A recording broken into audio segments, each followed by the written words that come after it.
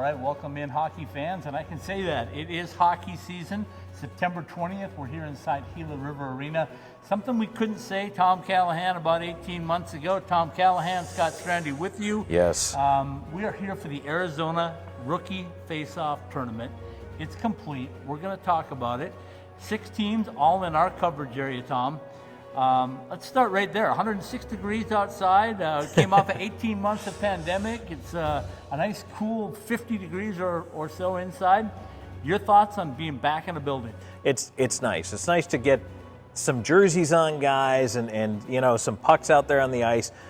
I was excited really to see a lot of the young, the up-and-coming kids. And this weekend's tournament was held on both sides of the city. So, you know, it accommodated 6 different teams. And I know there were pockets of these tournaments going on. But really, I mean, this outside of rookie camp, you get a chance to see some things at rookie camp in the summer, but not like this. In a tournament, you get to see some game experience, see what guys do when there's actually an opponent out there on the ice. It's different. Guys react different, and it's nice to see, you know, a little bit more of an evaluation of what you have in your youngsters. Well, let's see. In the last 9 games over 4 days, actually 1 day off in the middle, we saw fight. We saw plenty of specialty team action, especially today. We did. We saw some line combinations that may be future line combinations in the NHL. We saw some guys that may be AHLers this season for us. And we saw a lot of bright, enthusiastic people that were just happy to be back in a hockey rink. Absolutely, and it was kind of fun to hear the cheering, you know, when the team scored their goals, and it's almost like being goal horn. Right, the goal horn going off. It's almost like being at spring training a little bit for baseball, because you get fans who come from all these places, but when something happens, their guy, their team, they get excited. So that was great, and you know, you mentioned it, Scott, but especially it seemed like today, being the Monday of the tournament, there was a lot of special teams, a lot of penalties. I don't know if it was because guys are getting tired after playing 3 games in 4 days or what the story was, but there was an awful lot of that going on out there. So, but that's great, because as much as you want to see 5-on-5, you also want to see who stands out on a power play, on a penalty kill. For goaltenders, it's important to see how they are. We often talk about, you know, goalie needs to be your best penalty killer. Okay, well, when you're facing 6-7 power plays in a game, that's going to give you a pretty good indication. So, you know what, all the way around, I think you'd have to be pretty pleased from any organization that you got a chance to see all of these things in action. Okay, so we saw plenty of action. We saw plenty of special teams, as we mentioned, but one of the things a lot of people are looking at is like, how many of these guys do you think from each club have a realistic chance? They're rookies, right? Do they have a realistic chance this season? Probably. So I think in any clump of players, you have 5 guys who are really what I'll call on the radar. Yep. Of those 5 guys, they'll go into camp, and there will be a focus on them and their performance. It's going to get narrowed down to 2 or 3, and in some cases maybe 1 or 2, just coming into the final week of camp. A lot of guys won't make that cut, but there'll be a couple of guys that we saw here who will either be expected to be on the team, maybe be on the bubble for making the NHL club, but I think a lot of the players we see here are either going back to their junior clubs, their college, wherever it may be, or they're going to end up in the minors. Okay, and that's a big thing with hockey, and just a refresher for people that maybe have lost a little bit over the last 18 months. We all have been through a pandemic anyway. These guys have limitations, right? They can play so many games with the NHL to start the year, then they got to go back to a minor league team. Some of them can go to AHL, but some have to go back to their junior teams, as you mentioned. Some will, and a lot of them have elected already to go to their colleges and play their games. So when you look at it, you kind of got to have an eye for the future, don't you? You do, and that's why you may have heard a guy gets his 9 games or whatever, because 10 games in, the contract starts ticking on that player. So a lot of teams will try to give a guy a 9-game run and then return him to either college or junior hockey, because then you don't start the year on that entry-level deal. It gives you essentially 1 more year of team control. So you'll see teams do that with guys. And it's a way to see if, you never know, a player may come in 5 games in, the thinking may change. You may say, well, we need to keep this guy. And then you end up starting year 1 of the contract on that 10th game. But you know what? Watching, basically you're playing against your peers here. It's very interesting to see who sticks out. Players develop at a different pace. Some guys will come along as they're older. Some guys are ready when they're younger. But it's very interesting to see physically who's ready, mentally who's ready, and these types of tournaments are a great way to look at that. Okay, so when we look at that, and you mentioned some of the players that we've seen playing with their peers, one thing that I kind of noticed right off the get-go, Tom, was depending on where the parent club finished their season, and in the past year or two, let's say, for example, let's take Vegas and Colorado, finish near the top of the league, which means they're picking at the end of the first round, right. Second round, third round. Take the Arizona Coyotes, the Anaheim Ducks, Kings, Sharks, all getting an opportunity to pick a little bit earlier in the draft, not only in the first round, but the second, third, fourth. And I think in a rookie tournament like this, so early in the season, those teams tend to shine a little more just because there's more raw talent. Is that a fair assessment? I think there can be, yes. And I think also one of the things to look at, Scott, is the age of the rookies that are out there. So Quentin Byfield is a guy who, look, he stands out physically. He's a lot taller than a lot of the guys out there. He's big. We watched him play with this Kings rookie team. And in the back of your mind, Byfield is a guy who's going to be one of those guys we talked about who might make the NHL roster. So you kind of keep an extra eye on him. But, for some of these teams, and here's the other thing. You're finding out what you do have. Yeah. That's the other big part of this is some of these rookies come in, let's face it, they're human. Some of them are nervous. Yep. Some of them are not ready for this type of participation yet. Some of them are learning as they go, but other guys will show up and just look very prepared. It was interesting. I thought Vegas, watching them, I felt like they looked like they had their ducks in a row the most, but they also have, as you mentioned, they've been picking lower in the draft, so their kids have been in the system a little longer. Right. And it looked that way. Yeah. And I think that as some of these other teams like the Sharks get it together and get the kids in the system and they become indoctrinated in it, they'll get better. The Ducks will get better. And that's really what's going to develop then through the system as they learn it. They begin to play it, and you could tell the teams that have been together are actually Colorado and Vegas a little more successful. They have the older rookies. Right. And I think that's going to be the difference. Okay, so we broke this down with our entire staff. You and I volunteered to take on 4 teams, like a couple of clowns. There you go. We have our own Seth Askelson that breaks down the Coyotes for us, and we got Stephen Marsh who's taking care of the Vegas Golden Knights for us. So without going into too much detail, because we could be here for hours, I gave you the Southern California. How did that happen? How did I give you Southern California and I get San Jose and Colorado? Whatever. That's fine. I got the tan going. But so let's start with the Ducks because we just watched them play the Coyotes here at Gila River. So Alex Lemos is a guy who I think stood out, and I liked the way he played. He's got a good vision, seemed to be in the right place at the right time. Pretty good with the puck. Made a great feed on the game-winning goal for the Ducks. 1.7. Yeah, that was what a victory for the Ducks. But he was really good. Olin Zellweger, I think, is another guy both you and I really liked watching play, and has some from that back end has offensive potential, the ability to maybe plug in on a power play unit. A very heads-up player as well. So the Ducks, I think, as an organization, you have to resist the temptation to rush guys, and don't throw the baby out with the bathwater. And let's face it, this Anaheim organization has gotten rid of a couple of really good players because they thought they had the next thing coming. And so a guy like Montador ends up somewhere else. A guy like Theodore ends up somewhere else. If I'm the Ducks, I'd actually like to see them exercise a little more caution bringing guys along and kind of, let them go the route of a guy like a Comtois who played a little bit longer in the American League and then comes up and is able to make an impact. Okay. When we look over at Colorado, Colorado's Colorado, right? Top to bottom, their parent club, their AHL club, very, very solid. There's not a lot of roster room on the Colorado Avalanche for guys to break in. A couple of guys that stood out to me, of course, they're all everything defensemen. I'm not talking Cale Makar. I'm talking Bowen, Byron Bowen. I always get that wrong. Anyway, we know who we're talking about.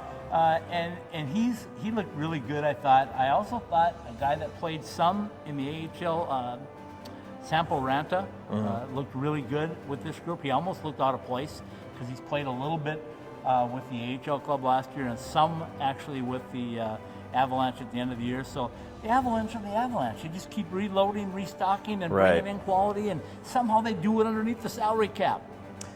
That's going to be an interesting thing, though, is right now this is a very important point for teams like Vegas, like Colorado, the teams that are up against the cap, Scott, they can't keep everybody forever. No. And you know, they're paying McCarr, they're paying McKinnon, they're going to have to pay. They actually balked at paying Grubauer, which is why he ended up in Seattle. So, you know, there's already sacrifices being made for these teams.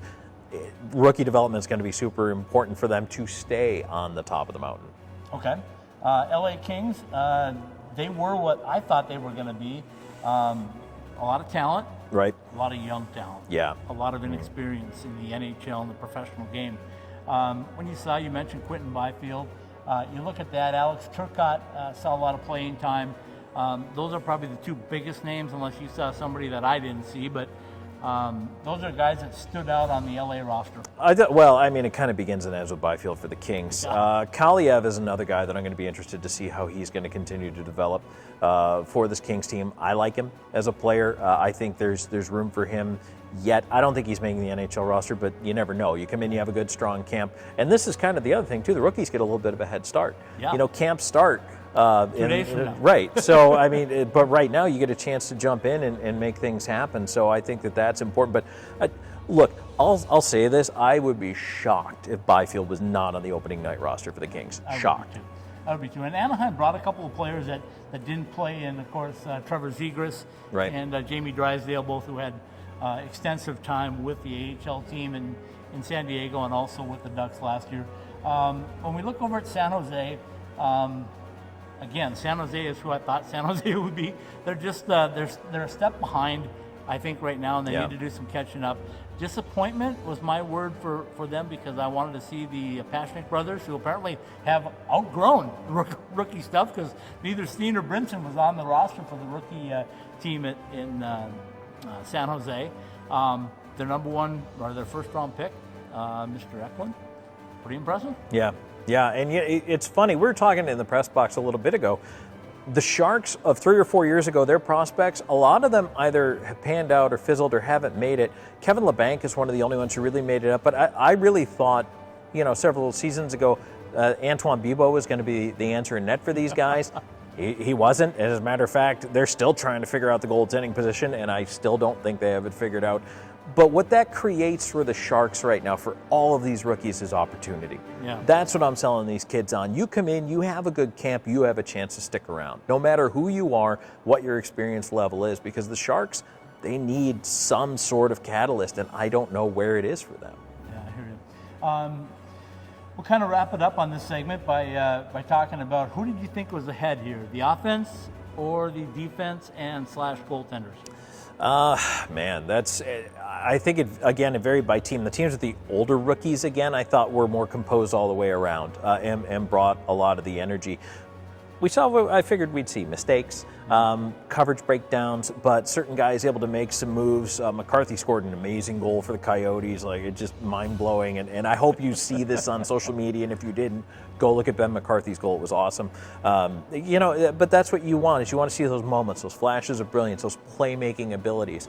You know, being able to feed it back to Lemos with that pass. He didn't try to shoot in tight. He knew he was running out of time, but he made the play, and they end up scoring that last-second goal to win. Little things like that are what you're looking for out of the rookies right now. Well, the new normal, as I'm calling it, is back. The old normal, I don't know if we'll ever see again, thanks to the pandemic, but we're thankful for the new normal and to be back covering hockey again, and we hope you follow us on ITHSW Podcast and IcetimeHockeySW.com, and stay with us throughout the year. We'll have more to talk about in a little bit. We're going to break away now, come back and break down the Vegas Golden Knights with our own Stephen Marsh in about 2 minutes. Really, JR? You think you can still do this? I'm focused. You're way too old to hit that target from there. I've been listening to everything you said. It's been running through my head, locked and loaded. All right, still got it. Still got it. Who's old now?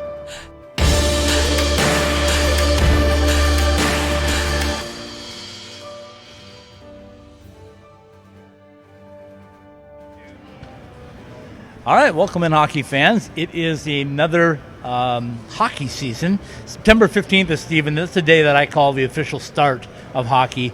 It's when the rookies got on the ice this year. We're here at the Rookie FaceOff tournament in Scottsdale. It's, 105, 106 outside, a cool 18 degrees inside. It feels like it in those rinks in there. And as you said earlier, you're in my territory now. This is Arizona. 6 teams here from the NHL that we cover all of them.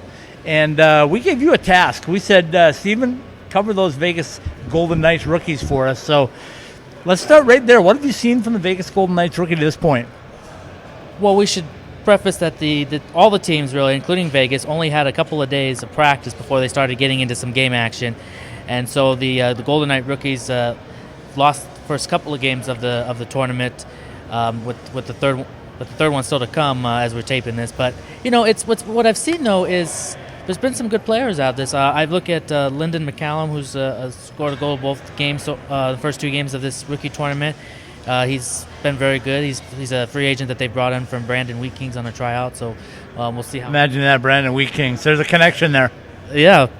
By a gentleman by Kelly McCrimmon, who's sitting in this lobby right now as we're taping this, but doing some homework. But yeah, it's a real exciting thing. They didn't get to do this last year because of the pandemic, and for a lot of these guys, they haven't played hockey too in a long time. That's the thing with some of these rookies. You're talking with some of these players and the coaches and stuff. Some of these players that are on these rookie teams, in Vegas' case for sure, they haven't played a season in over a year. So I'm sure there's still some rust to skate off, but they've been. The second game was certainly better than the first game, in my opinion.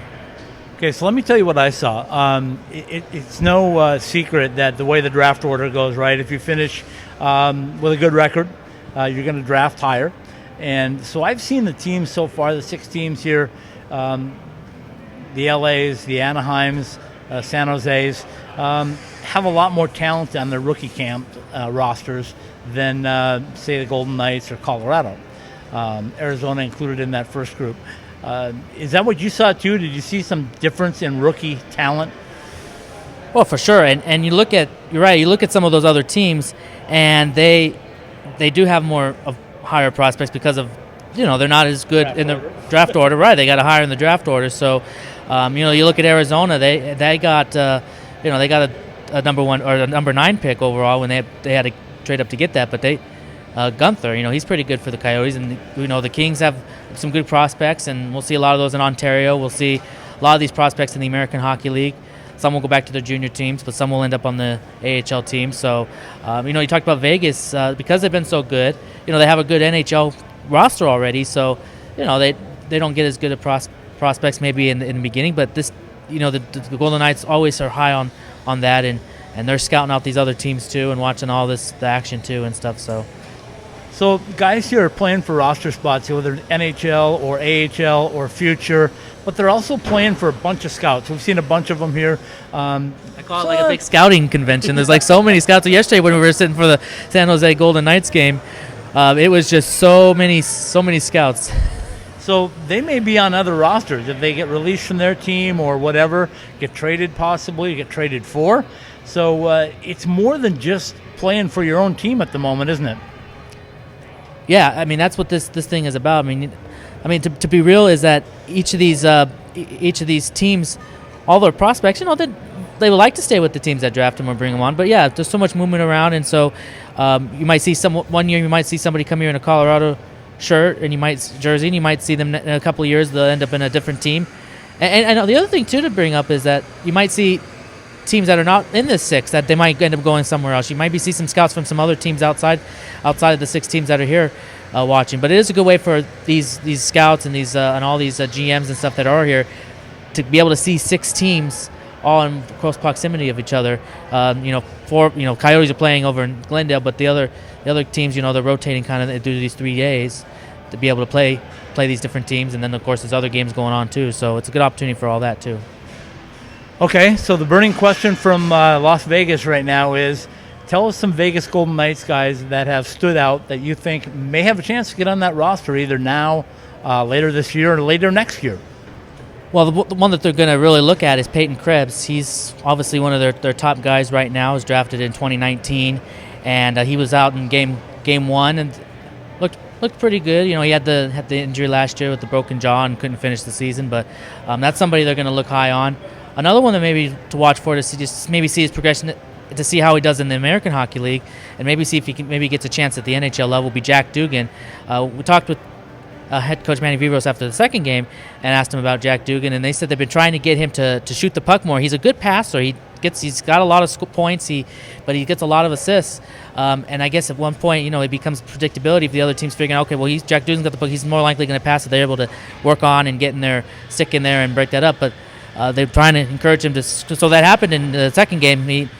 He shot the puck and it went in. And the bench kind of to hear a little yelling and cheering and stuff for him for that. So that's the sign of stuff that you like to see, and we'll kind of follow to see how he does this season. Another one would be, you know, they had Lucas Cormier. Some of their high draft picks from the last couple of years, Lucas Cormier, Zach Dean, who was just drafted this year, and he played and he had a goal in the first game. So that's somebody that they're going to continue to follow here in the Golden Knights organization to see if he's got the potential to be somebody that can make that NHL roster, whether it be for Vegas or somebody else. But certainly Vegas would like to maybe see if he gets a shot here at some point at the T-Mobile. Well, let me tell you this. Get some rest. It's been a long weekend for you. You got 2 days till the NHL camp starts on Wednesday. So, Stephen, thanks for all the coverage up here. We look forward to getting through an AHL and an NHL season. And, of course, you still got some ACHA duties as well. So we're going to keep you busy. Yeah, it's great. I mean, look forward to the NHL season this year, the AHL season starting up, the ACHA season's here, a lot of hockey, and we're just excited to be able to really have more of a normal season, obviously, this year than last year. So it's going to be fun, and look forward to it. Thanks for coming to Arizona. Yeah, you know, you always come on up to Vegas. You know, eventually, sometime I got to come down here to Arizona. This is a great event, and they did a great job here at the Ice Den, and certainly at Gila River, they did a good job putting this on, and the Coyotes for hosting it. And yeah, it was great to spend a few days in your turf and see how you live the high life here in Arizona. Okay, we'll be right back in about 2 minutes.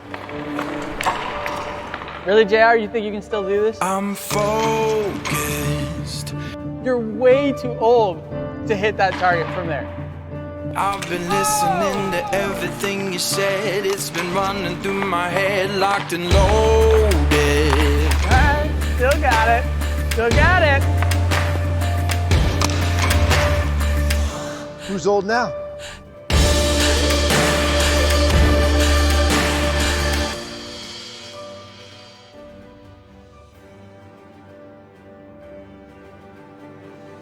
All right, welcome back in, hockey fans. This is the Arizona Rookie FaceOff wrap-up show. Scott Strandy with you. Our own Seth Askelson back in the friendly confines of Gila River Arena.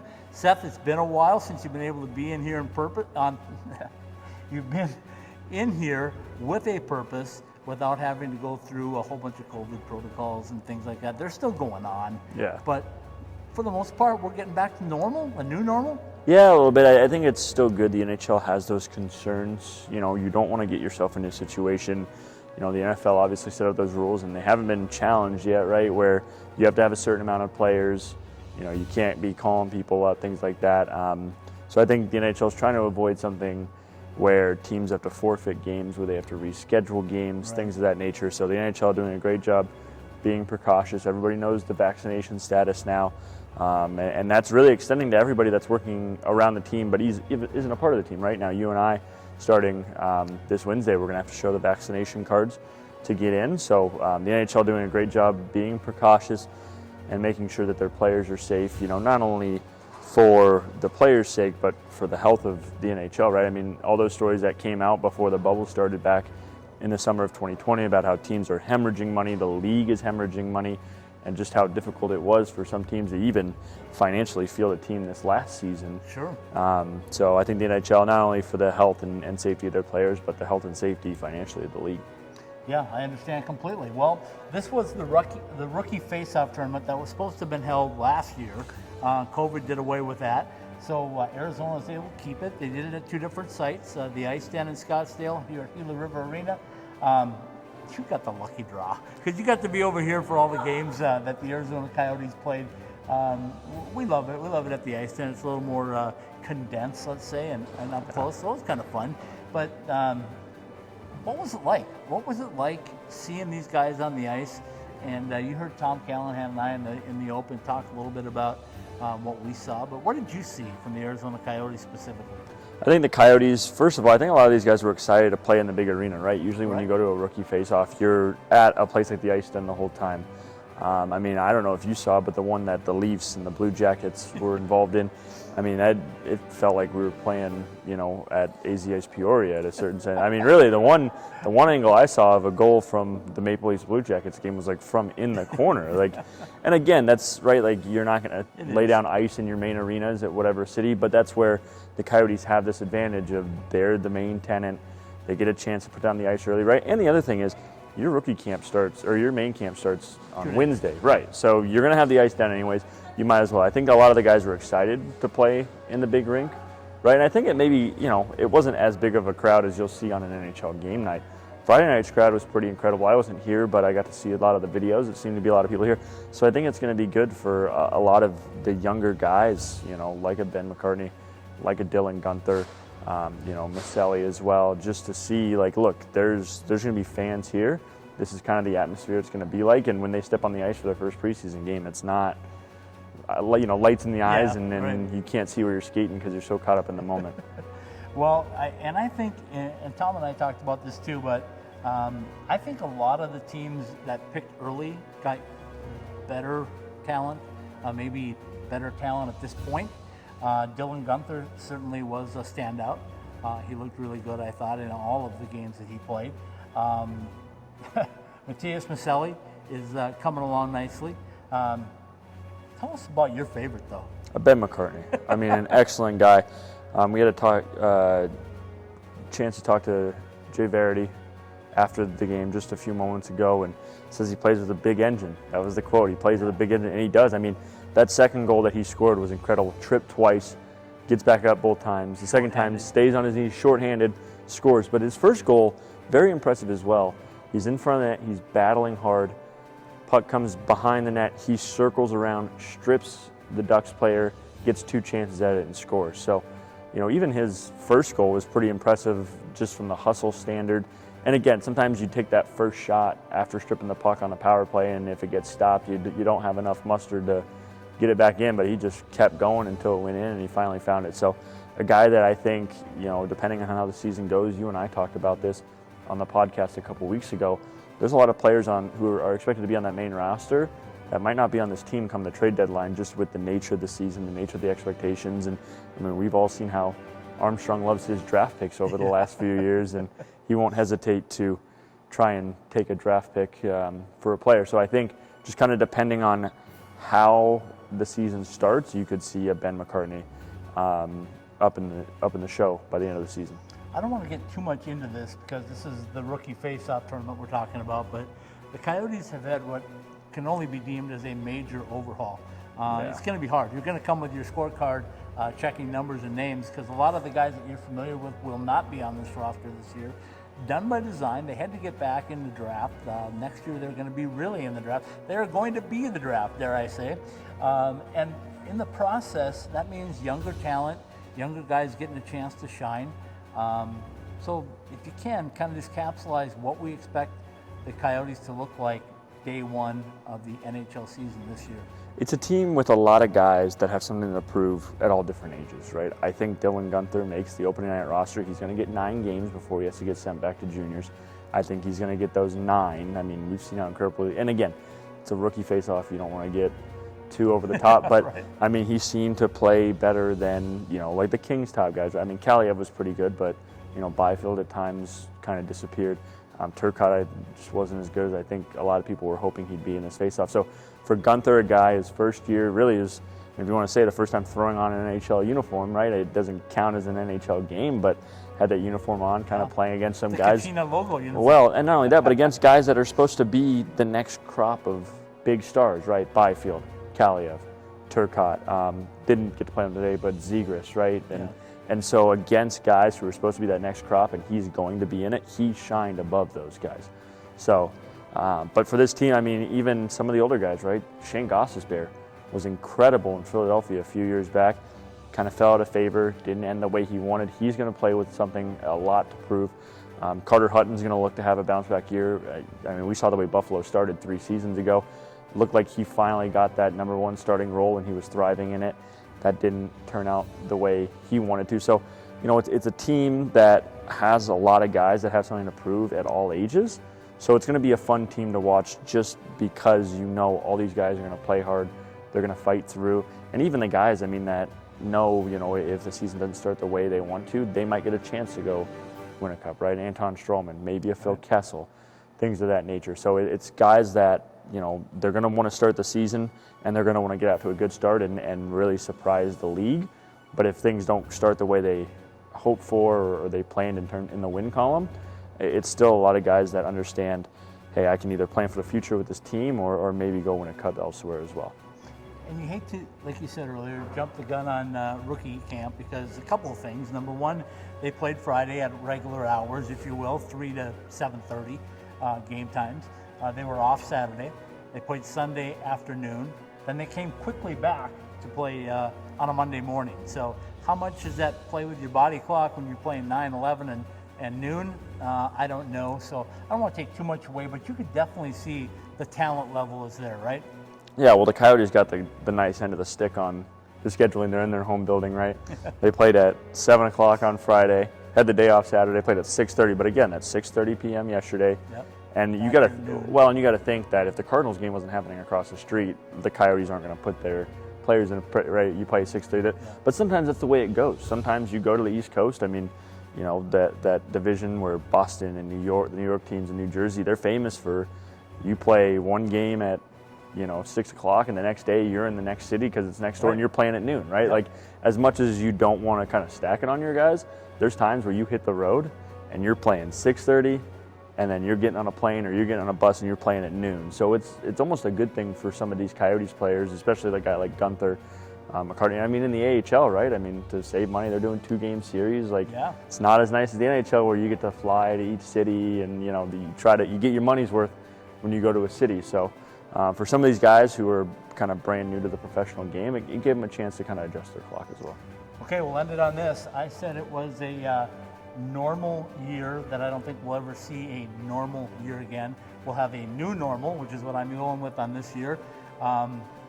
Great to be back in the building. Great to be seeing players on the ice, being able to see them face to face. Somebody asked me that day, said, what do you miss most about the pandemic restrictions? And I said, sitting in the locker room with somebody one-on-one. I'm sure you feel the same way.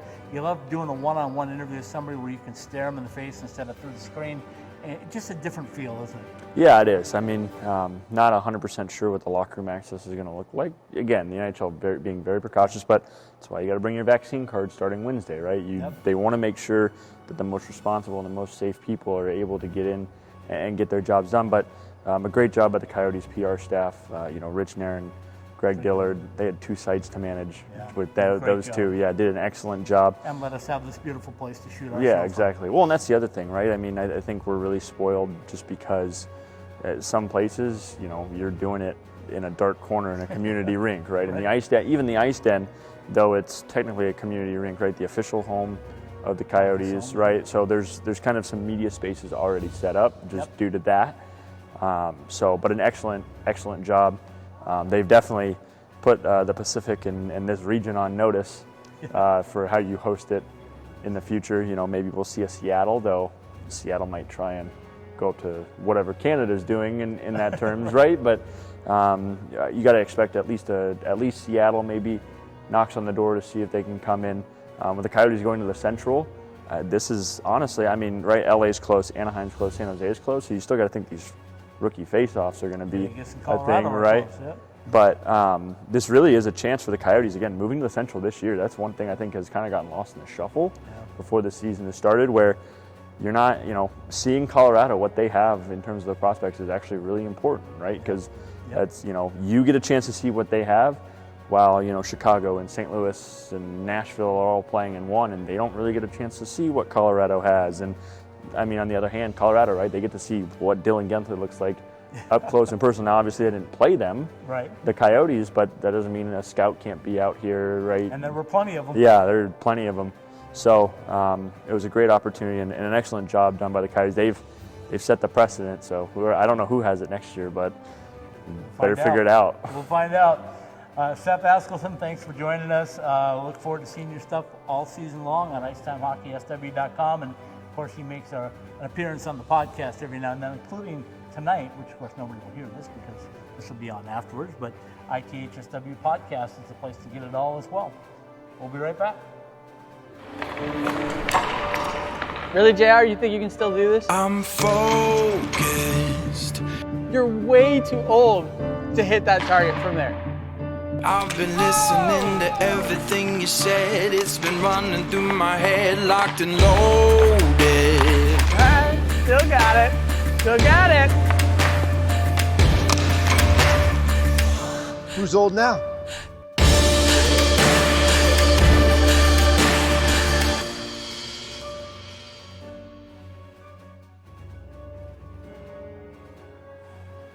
All right, welcome back in, hockey fans. The Arizona Rookie FaceOff Tournament.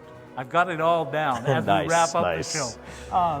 Scott Strandy, Tom Callahan back with you. This is the best time that I can find to say, welcome aboard the Ice Time Hockey family officially. Yes, thank you. You've been here in and out, but this year, you're our NHL analyst. You got 6 NHL teams that you're covering. They were all here this weekend right in the backyard. So let's start off with that, Tom, before we get in too deep on it. What do you expect to see from these 6 teams' parent clubs this year? So, boy, let me unpack kind of there. try to run through it real quick. Vegas, I think, took a step back, but they're still the best in that division. And I think the Pacific is a very weak division. I hate to say it that way, but it is. It's going to be a division where everybody's chasing Vegas, but everybody else has a chance if they come out. The Kings, I think, they're interesting to me because I feel like the Kings are in a spot where they could take a couple big steps forward and step into that void. I would really like to see that from them. I think they can accomplish that. I actually like their roster better than most people. The Ducks have a long way to go. Colorado, A lot of young talent. they do. They you know what? They need to play games. Yeah. They need to experience the situations. They need to grow. They need to mature on and off the ice.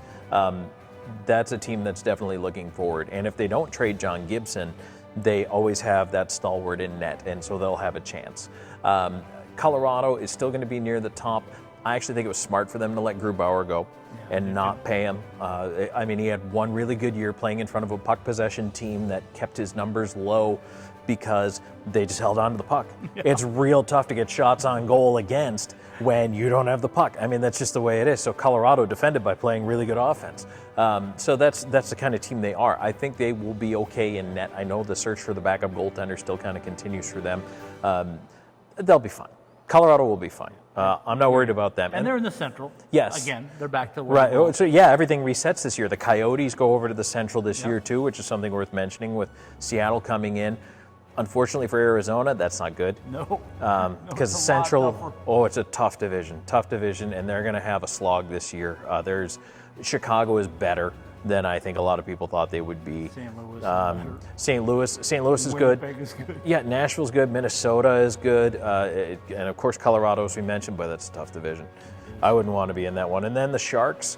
I still can't figure out the Sharks. I've been waiting for them to get better, and I'm sure their fans have too, for the last several years. And they just don't seem to have players that step in to that void. They don't develop the talent. They don't move up the ladder. They just don't seem to put it together. I think they struggled in net for a long time, and that got into their heads, and it rattled their confidence. Maybe now I don't think they have their answer yet either. I think it's going to be another down year for the Sharks. So if you're a Sharks fan, I'm sorry, but hang on. Well, a guy that you're familiar with, Aiden Hill, is over there now. That's right. Aiden could be their backstop. He's got a really good opportunity there. But when I look at the Sharks and I look at it and I go like, there's talent there. Logan Couture. You look at the defensive core. There's a lot of talent there. Sure. They just, like you say, they can't seem to put it all together. Is this the year? Well, if they want to have a shot, this has to be the year, right? Well, it's in a weak division. It could be. But I think that there are 4 better teams that will make the playoffs than the San Jose Sharks, and that's it. It's another year of building. Do they have the way forward? I'm not convinced. I'm just not. I'm not on board that this is the way they need to go yet. I think there's something there in the mindset of the build of that team that needs to change. And without being inside that locker room in that front office, I can't tell you what it is, but just looking at them from the outside in, they just don't, wherever that compete level is, it needs to be a lot higher on a consistent basis, and consistency would be huge. Okay, so we talked in the open about the normal and the new normal. The new normal, is it going to change the way the game is played in any respect? I think so. It'll change travel. It'll change hotel stays. It will change a lot of things that are behind the scenes off the ice that people don't see. It's going to change the way players, and not that these guys didn't take care of themselves like machines for the most part now anyway. That has changed in the last 20 years, certainly. But now everyone's going to be even more cautious. There's going to be a lot more attention paid to overall health. And you know what? Sometimes guys are going to have to give themselves a little bit extra time. And don't forget, teams may end up missing a guy for a game or 2 or 3 because of something like that. You know, there may be COVID precautions or related precautions that preclude players from being in a game. Yep, totally agree. Well, that's the NHL breakdown. It's going to be fun for us this year, number one, to have you on board, because your expertise definitely brings what we need. But to have a focus on the NHL on a feature-based type thing, not a game-by-game. You won't see us telling you what's happening in every game, but you will get a chance to hear some good stuff, feature stuff. So we look forward to that. Just quickly on the AHL side of things, we adopted the Pacific Division, which gives us a big spread. Sure. But the thing, Tom, that I thought was important is the AHL is a growing league. You're familiar with it very, very well.